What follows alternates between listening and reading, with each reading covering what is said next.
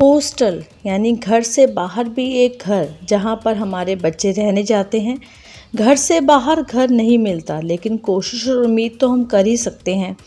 इसलिए हॉस्टल रूपी घर में ही सुकून तलाशने के लिए हमें कुछ करना ज़रूरी है। आज हम बातें करेंगे अपने लाडले बच्चों के बारे में जो आगे पढ़ाई करने के लिए नए शहर जाते हैं, वहाँ हॉस्टल में एक नई शुरुआत करते हैं। तो चलिए आज देखते हैं कि हमें उनके लिए क्या क्या करना चाहिए और क्या क्या सुरक्षित चीज़ें मुहैया करवानी चाहिए। सबसे पहले तो बच्चों को यकीन दिलाएं कि दूर होने के बावजूद आप उनसे सिर्फ एक फ़ोन की दूरी पर हैं। बच्चे को बताएं कि उसका शौक़ चाहे कुछ भी हो, पेंटिंग हो, फिटनेस हो, कुछ संगीत हो, कोई डांस हो, वो कुछ भी हो, लेकिन वो हॉस्टल में उसे ज़रूर जारी रखे। बेसिक फर्स्ट एड किट वो अपने साथ ज़रूर लेकर जाए। बेहतर हो इस बॉक्स में कागज़ पर लिख दें कि किस बीमारी में कौन सी बेसिक दवा आप वो ले सकता है। बच्चे को उसके नए माहौल में अकेला ना छोड़ें, रोज़ उससे बातचीत अवश्य करें। सबसे पहले शुरुआत बच्चों और पेरेंट्स दोनों के लिए ही नहीं है।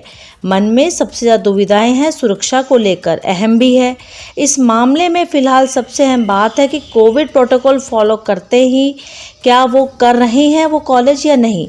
वैसे तो इंस्टीट्यूट इस मामले में खुद ही निर्देश जारी कर देते हैं, लेकिन आप भी ये पूछ सकते हैं कि वहाँ पर क्या क्या सुविधाएं हैं। इसके अलावा अधिकतर हॉस्टल में एक सैंपल रूम तैयार किया जाता है ताकि पेरेंट्स उसे देखें और अंदाज़ा लगा लें कि हॉस्टल किस टाइप का है।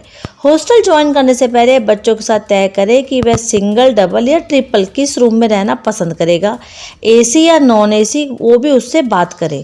रूम की पसंद काफ़ी हद तक बच्चे के घुलने मिलने और शेयरिंग की आदतों पर ही तो निर्भर करती है।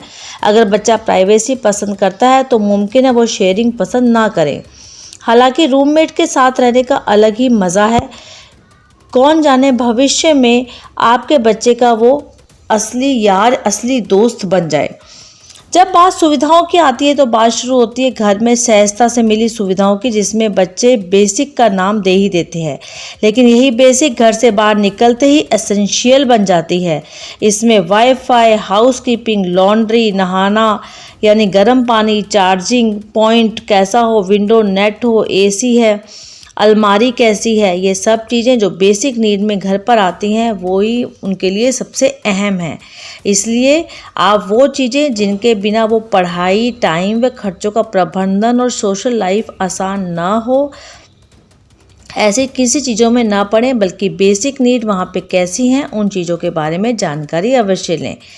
इसके अलावा खाना पीना सबसे अहम चीज़। वैसे तो खाने की गुणवत्ता जांचना हमारे दायरे में आता नहीं है, फिर भी हम सीनियर स्टूडेंट से, कुछ पहचान वालों से इसके बारे में बात कर सकते हैं और अंदाज़ा लगा सकते हैं कि वहाँ का खाना, नाश्ता, रात का खाना कितने बजे मिलता है और खाने में क्या मिलता है और कितना पौष्टिक है।